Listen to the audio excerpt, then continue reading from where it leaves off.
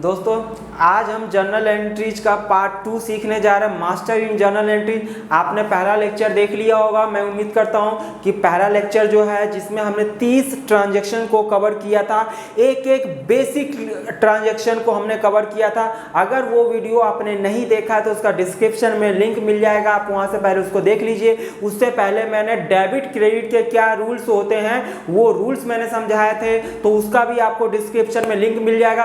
तो आप पहले rules of debit and credit और जर्नल एंट्री का जो पार्ट 1 मैंने कराया था आप वो देख के आएंगे। उसके बाद ही आज का जो हमें स्पेशल ट्रांजैक्शन वाले जर्नल एंट्री करने जा रहे हैं हम उसकी बात करेंगे और आपको वो समझ में आएगा। अगर आप पहला जर्नल एंट्री का पार्ट 1 देख लेते हैं तो आपको 100% ये समझ में आएगा। तो जल्दी से मैंने आज ये 15 ट्रांजैक्शन को यहाँ पे लिखे हैं और ये 15 स्पेशल ट्रांजैक्शन को किस तरह से इसकी अकाउंटिंग करते हैं, एंट्रीज करते हैं अपने बुक्स ऑफ अकाउंट में, तो आज हम समझते हैं। तो सबसे पहले जो ट्रांजैक्शन है वो accounting entries for some specific transaction के लिए आपका बैड डेट्स है। बैड डेट्स का मतलब आपको मालूम होगा कि वो जो हमने किसी को उधार में सामान बेचा था और उससे पैसा मिलना था, तो जिससे हमें पैसा मिलना होता है वो हमारे लिए डेटर होता है। अगर वो पैसा नहीं देता है तो उसे कहते हैं बैड डेट्स। मैंने सपोज मिस्टर ए को मैंने 10,000 रुपए का सामान बेचा, अगर वो 10,000 रुपए का 10,000 रुपए नहीं दिया तो उसे कहते हैं when the total due amount is not recoverable. मतलब जो पूरा का पूरा 10,000 रुपए पूरा का पूरा नहीं मिला तो पूरा का पूरा अगर बैड डेट्स हो जाए तो बैड डेट्स मेरे लिए क्या है, घाटा।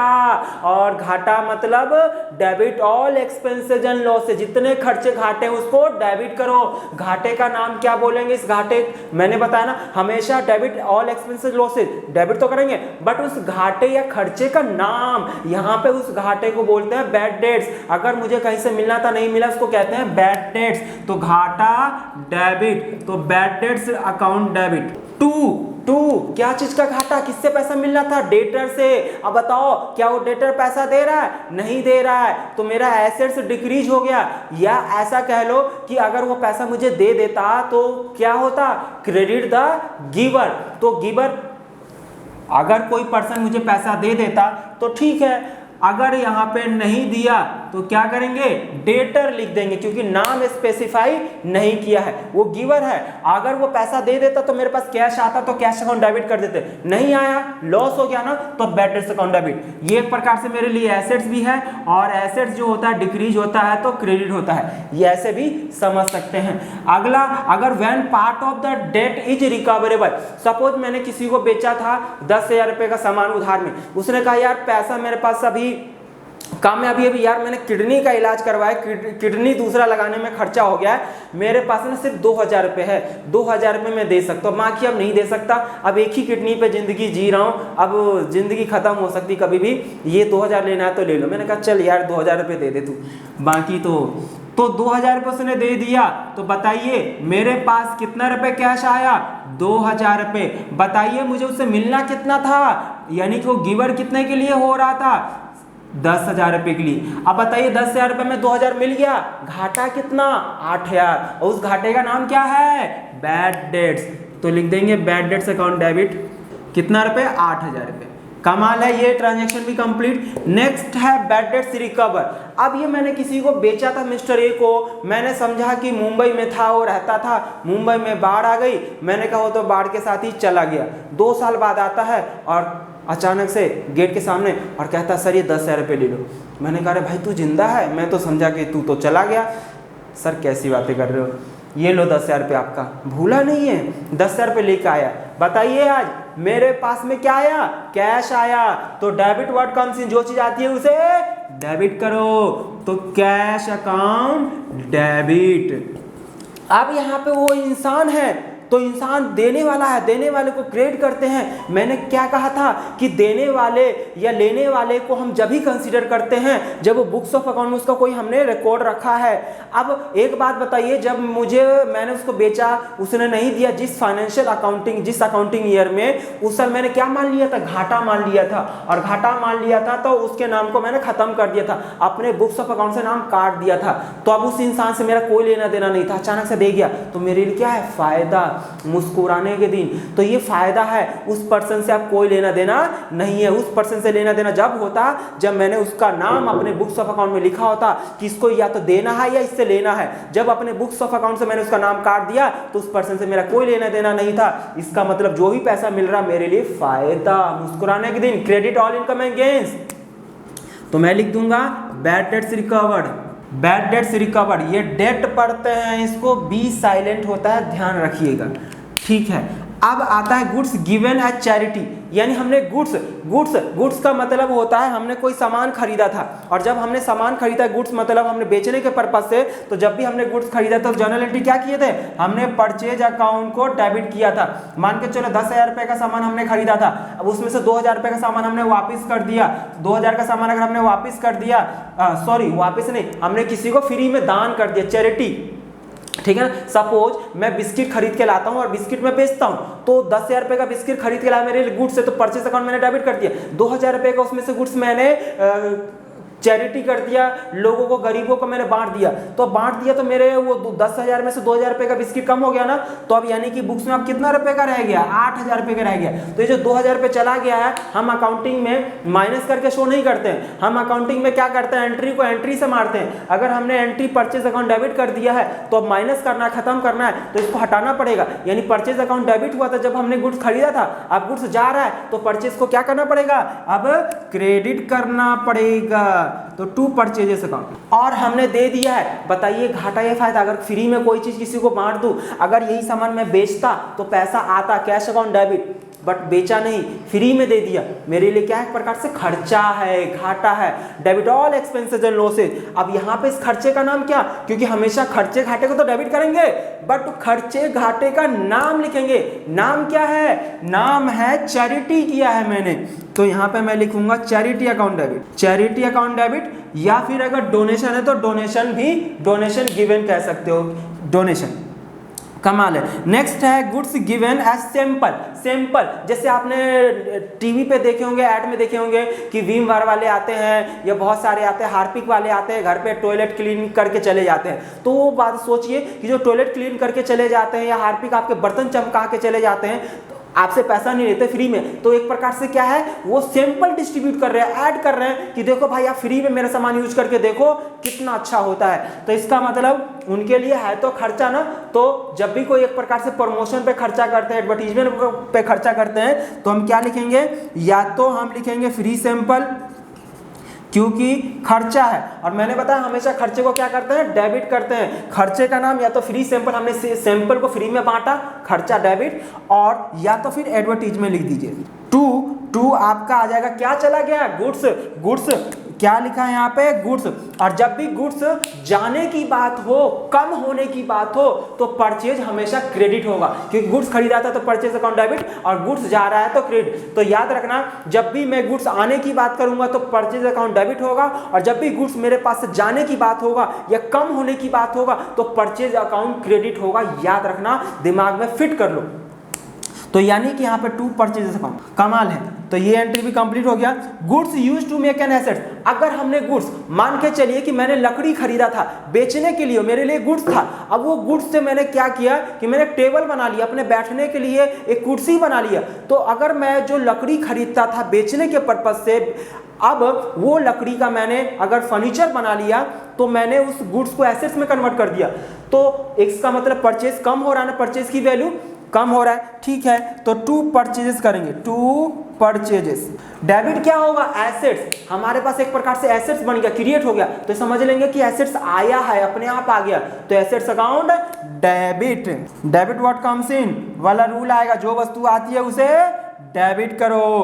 Loss of stock by fire और थेफ्ट, यानी कि अगर गुड्स जो होता है अगर वो डिस्ट्रॉयड हो जाए फायर से या फिर चोरी कर ले कोई, तो फिर एंट्री क्या करेंगे, गुड्स की बात हुई ना, तो यहाँ पे इसका मतलब टू परचेजेस, क्या करेंगे, टू परचेजेस, ठीक है ना। यहाँ पे मैं स्टॉक की जगह मैं गुड्स भी लिख सकता हूँ। तो गुड्स जो है वो लॉस हो गया है, यानी कि चोरी हो गया है या जल गया है आग से, तो परचेजेस अकाउंट डेबिट। मैंने अभी बताया कि जब भी गुड्स मेरा जो है कम होगा तो परचेज क्रेडिट होगा।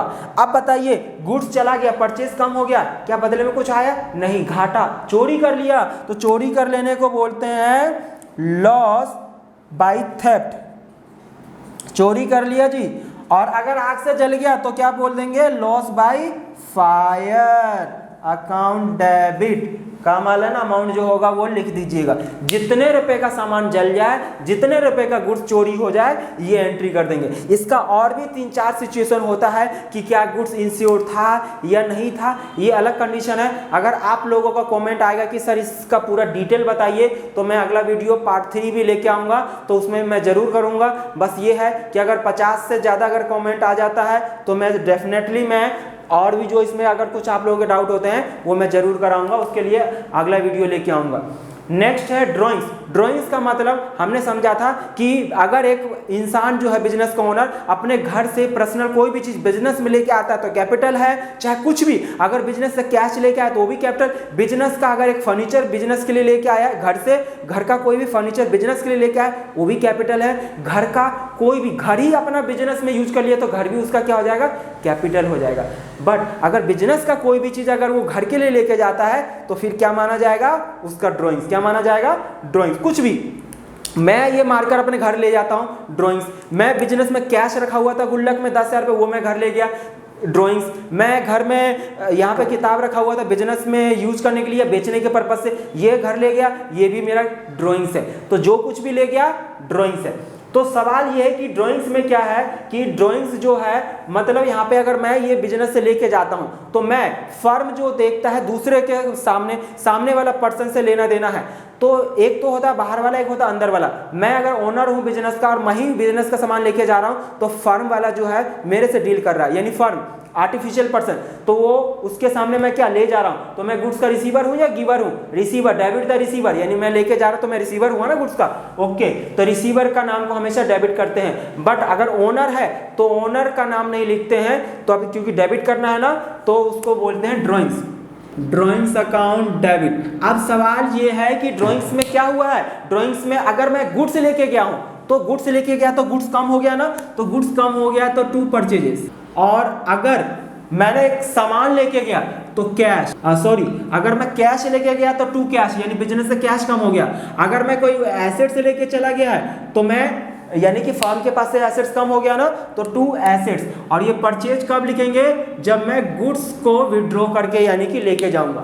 तो यहाँ पे गुड्स ले जाता हूँ तो टू परचेजेस, अगर कैश लेके गया तो टू कैश, अगर एसेट्स को लेके गया तो टू एसेट्स। और डेबिट एक ही चीज होगा, ड्राइंग्स। सन्ड्री मिसलेनियस, सर कभी कभी कोई चाय पीने कोई गेस्ट आ जाता है, कोई क्लाइंट आ जाता है, तो क्लाइंट आ जाता है, चाय कॉफ़ी कोल्ड ड्रिंक ब्रेड खिलाना है, बिस्किट आपने सुने होंगे।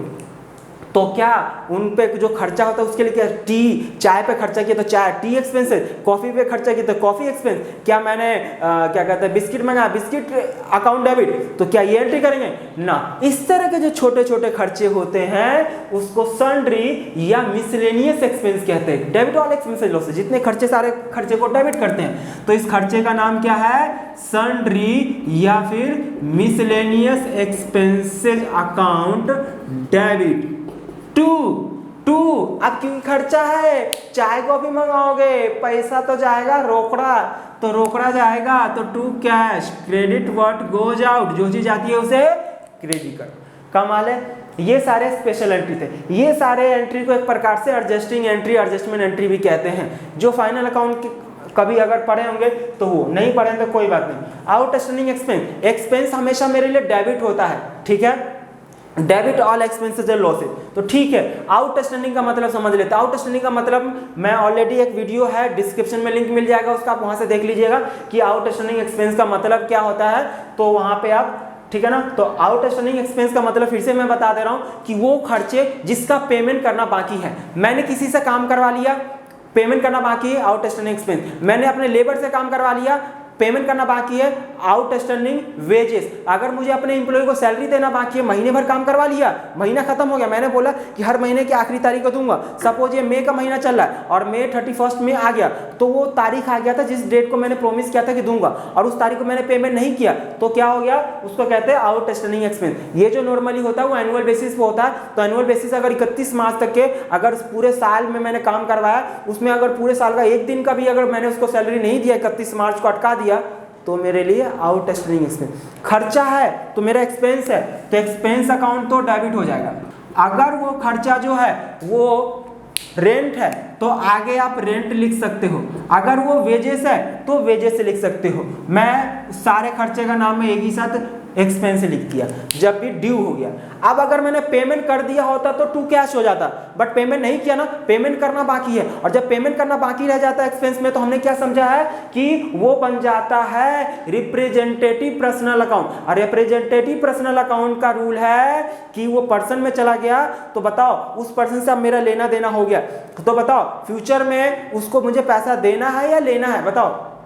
मुझे फ्यूचर में पैसा देना है, मतलब लायबिलिटी, क्रेडिटर बन गया एक प्रकार से लायबिलिटी। लायबिलिटी इंक्रीज होता है तो मेरा क्या होता है, क्रेडिट होता है। अगर मैं गोल्डन रूल के हिसाब से चलूं तो एक बात बताइए, उसने मुझे गोलगप्पे दिया, मैं मान के चलो मैंने गोलगप्पे खा लिया, तो खर्चा अकाउंट डेबिट हो गया। पेमेंट कर देता तो टू कैश चला जाता ना, बट नहीं, पेमेंट नहीं किया ना, तो इसका मतलब वो गोलगप्पा देने वाला, क्योंकि अब उसको फ्यूचर मुझे पैसा देना पड़ेगा, तो इंसान है, क्या है, गोलगप्पे देने वाला, गिवर है। और क्रेडिट द गिवर, उस गिवर का नाम क्या लिखेंगे, आउटस्टैंडिंग एक्सपेंस के नाम से। जब इसमें है तो पर्सन का नाम तो नहीं लिखते हैं, बट ये आउटस्टैंडिंग एक प्रकार से डिनोट करता है कि मुझे किसी पर्सन को देना है, किसी पर्सन को, पर्सन का नाम तो नहीं लिखेंगे, आउटस्टैंडिंग एक्सपेंस लिखेंगे, ठीक है ना। एक प्रकार से ये मेरे लिए लायबिलिटी इंक्रीज, क्रेडिट LIC। कमाल। प्रीपेड एक्सपेंस, एक्सपेंसेस हमेशा मेरे लिए क्या होता है, डेबिट होता है, बट कभी कभी ऐसा होता है कि मैं एक्स्ट्रा पेमेंट कर देता हूं। जब पूरे साल मैंने पेमेंट किया, तो मान के चलो मैंने रेंट पे किया पूरे साल का, सपोज 1,30,000, मुझे बाद में पता चला कि पूरे साल का रेंट ना 1,20,000 रुपये था। एक्चुअल रेंट कितना था, पूरे एक साल का एक्चुअल रेंट 1,20 था, बट एक्चुअल में मैं कितना पे कर चुका हूं, 1,30, और 1,20 पे करना था, कितना एक्स्ट्रा पेमेंट कर दिया, 10,000 रुपये।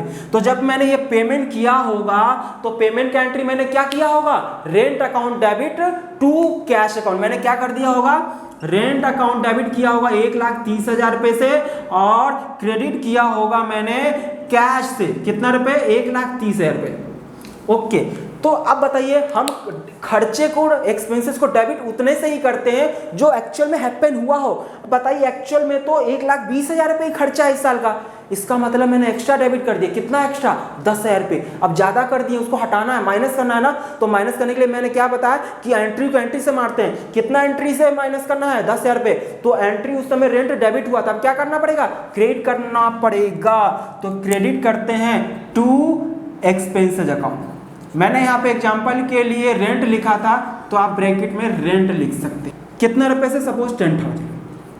अब डेबिट क्या होगा सर, अब बताइए, अब ये कैश का तो नहीं, क्योंकि कैश तो जा चुका है, वो तो सही है अपनी जगह, क्योंकि कैश तो पूरा 1,30 जा चुका है। अब बताइए जो 10,000 रुपये जो आप खर्चा माइनस कर दिए, ठीक है, बट उसका बेनिफिट फ्यूचर में तो मिलेगा ना। अब अगले साल 10,000 रुपये का रेंट तो कम देना पड़ेगा ना, तो जिससे फ्यूचर में बेनिफिट मिलो, मेरे लिए एसेट्स है, और एसेट्स है तो एसेट्स इंक्रीज डेबिट, उस एसेट्स का नाम क्या है, प्रीपेड एक्सपेंस या फिर प्रीपेड रेंट अकाउंट डेबिट। अब सवाल ये है कि सर गोल्डन रूल में बताइए कि कैसे होगा।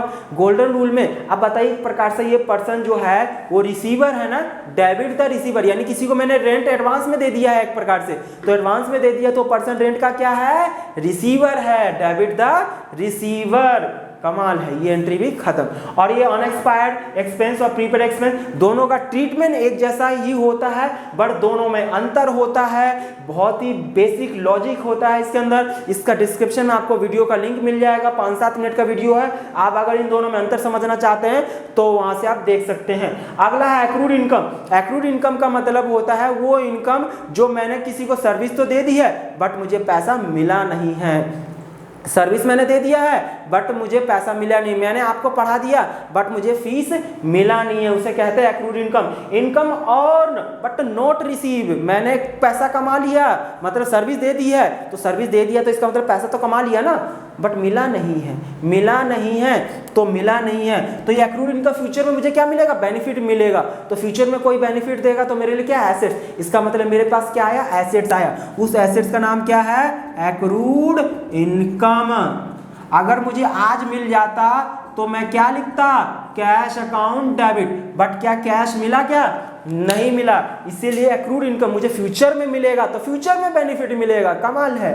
टू क्या करें कि अब एक्रूड इनकम है, ठीक है, ये तो मेरे लिए एसेट्स। अब इनकम, कोई भी इनकम होता है, credit all income and gains, जितने फायदे होते हैं उसको क्रेडिट करो, तो टू इनकम, क्या लिखेंगे? To income. इनकम का जो नाम है वो नाम लिख देंगे। अगर रेंट रिसीव होना था तो रेंट रिसीव, या जो भी खर्चा है, जो भी इनकम है, इनकम का नाम लिख देंगे। इनकम रिसीव इन एडवांस, कई बार इनकम जो होता है रिसीव हो जाता है एडवांस में। मैंने आपको पढ़ाने से पहले फीस एडवांस में ले लिया, तो बताइए, ले लिया तो मेरे हाथ में क्या आया होगा? कैश आया होगा, तो मेरे पास से cash account debit. To cash आया, अब साथ में एडवांस में रिसीव कर लिया, तो सामने वाले से मैंने रिसीव किया, सामने वाला रिसीवर है गिवर है? गिवर है ना, क्रेडिट द गिवर, तो एडवांस रिसीव फ्रॉम जो भी पर्सन है उससे।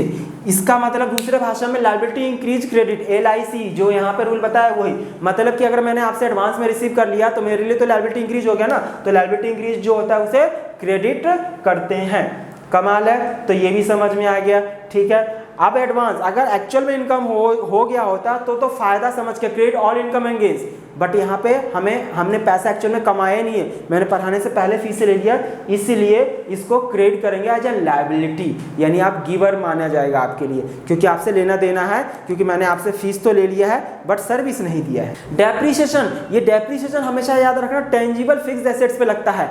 टेंजिबल फिक्स्ड एसेट्स की जो वैल्यू में कमी आती है उसको डेप्रीशिएशन कहते हैं, और जो इंटेंजिबल फिक्स्ड एसेट्स यानी कि जैसे पेटेंट्स, गुडविल, इनकी वैल्यू में जो कमी आती है उसको अमोर्टाइजेशन कहते हैं, रिटर्न ऑफ कहते हैं। तो डेप्रीशिएशन हमेशा याद रखना सिर्फ और सिर्फ टेंजिबल फिक्स्ड एसेट्स की वैल्यू में जो कमी आती है, और कोई भी फिक्स्ड एसेट्स की वैल्यू में जो कमी आती है वो मेरे लिए घाटा है। Debit all expenses and losses, तो उस खर्चे का नाम क्या है? डेप्रीशिएशन। तो depreciation account debit to fixed assets, क्या? Fixed assets. अब interest on capital account, interest on capital account को क्या करना है? इंटरेस्ट ऑन कैपिटल जो है, कैपिटल पे इंटरेस्ट, कैपिटल पे इंटरेस्ट फर्म के लिए एक प्रकार से एक्सपेंस है, क्योंकि फर्म को देना पड़ेगा, क्योंकि कैपिटल क्या होता है? जो ओनर ने बिजनेस में पैसा लगाया है, तो ओनर ने जो बिजनेस में पैसा लगाया उसको कैपिटल है, कैपिटल पे इंटरेस्ट देना है फर्म को, तो फर्म के लिए क्या है? खर्चा है, और खर्चे को हमेशा क्या करते हैं? डेबिट करते हैं। तो उस खर्चे को लिखेंगे इंटरेस्ट ऑन कैपिटल अकाउंट, यानी खर्चा, debit all expenses and losses. अब बताओ ये पैसा किसको देना है? ओनर को देना है, तो इसका मतलब ओनर को देना है, तो ओनर एक प्रकार से जो है, अभी ओनर कहता है कि पैसा तो भाई आप ही रखो, फर्म के पास ही रहना है, तो एक प्रकार से ओनर जो है एक प्रकार से गिवर बन गया, यानी कि उतने से कैपिटल इंक्रीज हो गया, और कैपिटल इंक्रीज होता है तो क्रेडिट होता है टू कैपिटल अकाउंट। और इंटरेस्ट ऑन ड्रॉइंग्स का मतलब दो तरह से ट्रीट किया जाता है। ड्रॉइंग्स जो होता है, एक कैपिटल विड्रॉ कर लेता है जिसको विड्रॉल ऑफ कैपिटल कहते हैं। मैं यहाँ पे विड्रॉल ऑफ कैपिटल की बात नहीं कर रहा हूँ, यहाँ पे ड्रॉइंग्स अगेंस्ट प्रॉफिट है, यानी बिजनेस में एस्टिमेटेड प्रॉफिट में से, जो मैंने अभी यहाँ पे ड्रॉइंग्स का मतलब समझाया था कि बिजनेस का कोई भी चीज जो है अगर वो पर्सनल पर्पस के लिए ले जाता है तो वो वाला ड्राइंग्स पे इंटरेस्ट चार्ज होता है। अगर कहता है कि मैंने बिजनेस में 1 लाख रुपए कैपिटल लगाया था, नहीं अब 20,000 रुपये फालतू का कैपिटल लग रहा है, मैं 20,000 रुपये ले जाना चाहता हूँ, बिजनेस में अब 80,000 रुपये कैपिटल रहेगा, तो वो जो विड्रॉल ऑफ कैपिटल कहलाता है उस पर इंटरेस्ट चार्ज नहीं होता है। इंटरेस्ट उसका लेना देना होता है इंटरेस्ट ऑन कैपिटल के लिए, ठीक है ना। वो पार्टनरशिप में जब पढ़ेंगे तब वहाँ सीखेंगे, यहाँ पे सिर्फ सिंपल सा मतलब बता दे रहा हूँ। इंटरेस्ट ऑन ड्राइंग्स जो होता है वो ड्राइंग्स अगेंस्ट प्रॉफिट वाले पे होता है, और ये ड्राइंग्स फर्म के लिए इनकम है, क्योंकि यहाँ से ओनर जो है लेके गया है, तो ओनर से लिया जाएगा ना, तो फर्म के लिए इनकम है, तो इनकम को क्रेडिट करते हैं to interest on drawings. Interest on drawings credit हो गया। अब ये पैसा किससे लिया जाएगा? ओनर से, तो ओनर एक प्रकार से गिवर हो गया। डेबिट द रिसीवर, यानी कि डेबिट द रिसीवर यहाँ पे रूल फॉलो किया जाएगा। बताया था कि यहाँ पे एक प्रकार से जो है ओनर जो है वो रिसीवर का काम करेगा, क्योंकि ओनर जो है उसने हम बिजनेस से पर्सनल पर्पस के लेके गया था, ठीक है ना। तो यानी कि यहाँ पे हम इसको डेबिट करेंगे। मैंने बताया था कि अगर बिजनेस से कुछ लेके आता तो गिवर है, क्रेडिट करते हैं। अब ये बिजनेस से लेके गया था ना, तो इसका मतलब ये रिसीवर है, डेबिट। तो ये 15 स्पेशल ट्रांजैक्शन थे एडजस्टमेंट के साथ, तो ये कंप्लीट हो गया है। अगर आपको और भी, हाँ, ये trade discount, cash discount, GST, इन सब का भी जर्नल एंट्री में इफेक्ट आता है। जीएसटी से रिलेटेड सर जर्नल एंट्री कैसा होता है वो हमें सीखना है। तो ये सारे का अगर आप लोगों का कमेंट आएगा, आप लोग अगर इंटरेस्टेड होंगे तो मैं उसके लिए अलग से वीडियो बनाऊंगा, पार्ट 3, पार्ट 4, यानी जितने भी तरह का अगर आपको जर्नल एंट्री में कोई भी अगर डाउट है तो आप कमेंट करके बताइए। अगर आप लोगों का कमेंट आएगा तो मैं ये देखूंगा कि अगर आप लोग देख रहे हैं मेरी वीडियो को, आपको पसंद आ रहा है, तो मैं ज़रूर उसके लिए वीडियो बनाऊंगा और 100% बनाऊंगा, बशर्ते कि आप लोग, मुझे लगेगा कि आप लोग सच में मेरी वीडियो देख रहे हैं और आपको पसंद आ रहा है। तो दोस्तों, अगर ये अच्छा लगा होगा ये वीडियो तो अपने दोस्तों में ज़रूर शेयर करिएगा। तो इसी के साथ मिलते हैं अगले वीडियो में। Thank you very much.